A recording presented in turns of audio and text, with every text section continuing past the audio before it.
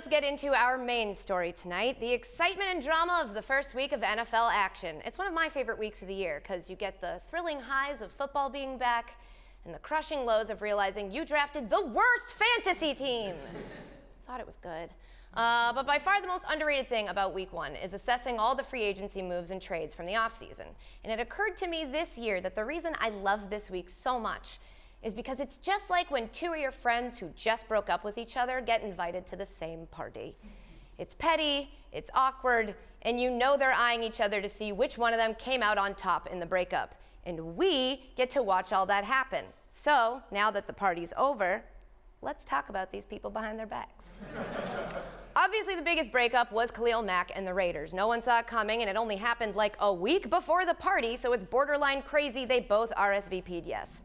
The Raiders traded Mack to the Bears 2 Saturdays ago, and the Bears almost immediately proposed. 6 years, $141 million. They went to Jared. What's amazing is that Khalil Mack ended up being the person we all think we're going to be when we show up to the same party as our ex. We all think we're going to look awesome and prove to everyone that we're doing fine, but instead we go get a haircut and call a last-minute audible to try bangs and end up looking like a gymnast from the 90s except out of shape and old. Maybe that's just my personal story. But Mack looked good, like actual good. He had 2 tackles, a strip sack, and a pick 6 just in the first half. He clearly wanted to show his ex what they were missing, and incredibly, it worked.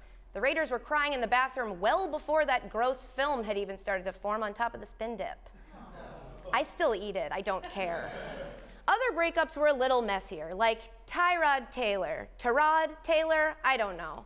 It never felt like the Bills valued Tyrod. Case in point, we just started caring right now about how his name is pronounced. It always felt like no matter what he did, it wasn't enough for the Bills or their friends. Can you imagine what it feels like to not be able to impress these people? So when they traded him, I was happy he finally got out of that toxic relationship. And when I heard it was to Cleveland, I was like, oh, I guess he has a type. And things aren't perfect in this new relationship. Tyrod did all right on Sunday, 15 of 40 for 197 with a pick and a touchdown, but hey, they tied the Steelers. He showed up to the party with a bona fide loser and left with a non-winner.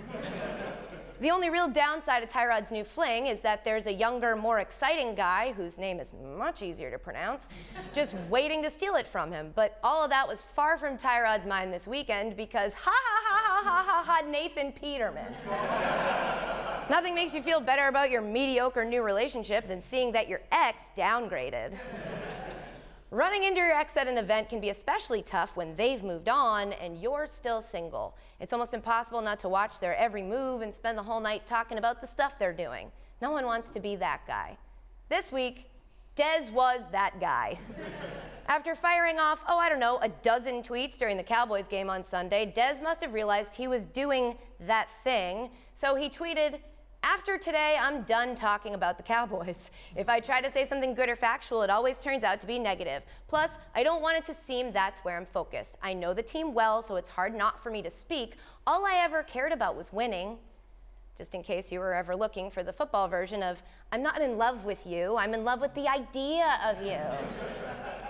And of course, the only move you can make once you realize you've been talking about your ex all night, not that I would know or anything, I'm being hypothetical, is to pivot to talking about all the dates you've been on recently and how great those guys are. So when someone tweeted at Dez asking him to come back to the Cowboys, he responded, "Nah, I'm okay. I'd rather go somewhere I can showcase my skills for real. If I line up next to Gronk, Hogan, Edelman, I'm for sure getting a one-on-one matchup. Plus, I won't be getting criticized and controlled for expressing my love for the game. Washington is cool as well." Yeah, I went on a date with this guy who was so sweet and handsome and brought me flowers, and he took me to this really nice restaurant, and also Chad. He had hair. Kirk Cousins signed with the Vikings in free agency, and his former team in Washington traded for Alex Smith as a replacement. Cousins threw for 2 touchdowns and 0 interceptions this week, leading his new team to a 24-16 victory over the 49ers, while Smith completed 70% of his passes in a 24-6 win over the Cardinals. This actually feels like one of those really nice moments where, sure, a relationship didn't work out, but everyone's being really mature about it and ended up better off with someone else. I'm genuinely happy for you both. Not jealous at all. The party also had the single guy whose ex replaced him with a dude who just puked in the fridge, the ex who dated a bunch of people at the party and showed up looking like a snack, but we all know 2 parties from now he's going to show up drunk and pass out in a plate of deviled eggs, and the guy who looked real good, but their ex doesn't even notice because they've never once shown real human emotion. But of course, the most interesting breakup isn't really a breakup at all. Le'Veon Bell, who today missed his deadline, 4 p.m. was it, when he was supposed to come in and sign his franchise tag. There are a lot of deadlines here, but I mean, he could have salvaged 1 game check at $833,000. He chose not to do that. You know your relationship is in a bad spot when you're not willing to take nearly $1 million to spend one Sunday hanging out. Clearly, this is a complicated situation for Bell and the Steelers, and it's starting to affect the people around them. You hate to see anyone take sides, but surely the fans are sticking by him? Very angry at him. I mean, I understand, okay? He got to eat too. He got a family. I get it. But at the end of the day, really, you can't take it with you, Le'Veon. It's true. What you can take with you is the haunting memory of that woman glaring directly into the camera, Le'Veon. But okay, fans are fickle. It's the players that matter. And surely Bell's teammates are backing their guy. What's that? Not at all interesting. According to a bunch of different reports, the players are siding with ownership. Teammate Ramon Foster told one reporter, quote, "He's making 7 times what I make, twice as much as Al Villanueva is making, and we're the guys who do it for him." And when Marquise Pouncey was asked if he took Bell's holdout personally, here's how he responded. Do you take this personally? No, him not here now? Plays out the way it has. Honestly, I'm such a team guy that doesn't affect me at all, but at this point, Not great, especially because those dudes are on the O-line, and it's their job to protect Le'Veon Bell. And Ramon Foster, he's the team's union rep. Cool. In general, it feels as if all the coverage of the Le'Veon Bell situation is making him out to be the bad guy. I mean, the Steelers did reportedly offer him a 5-year, $70 million contract with $33 million of it guaranteed.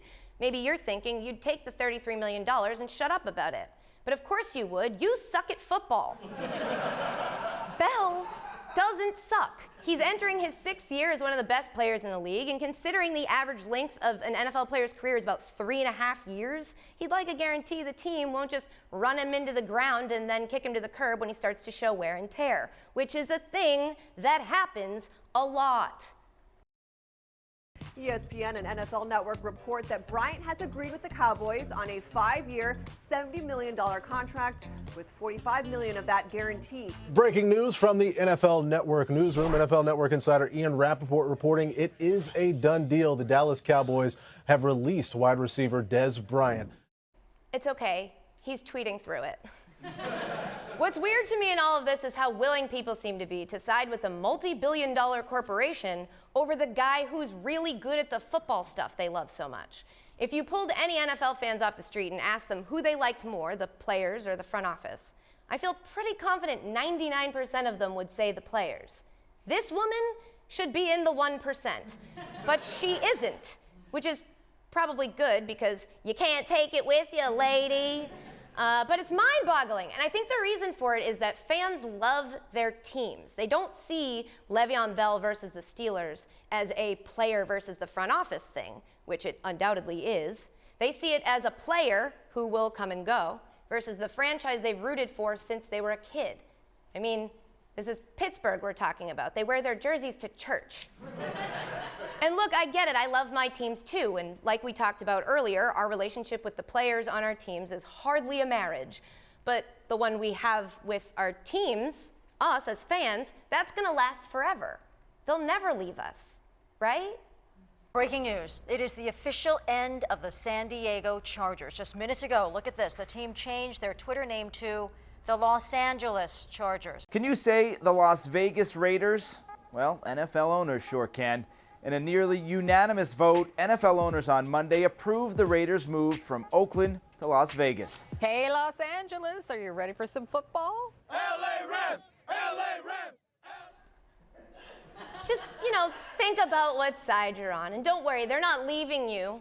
They're just going out for a pack of smokes, and they're never coming back. For more, sign up now for ESPN Plus.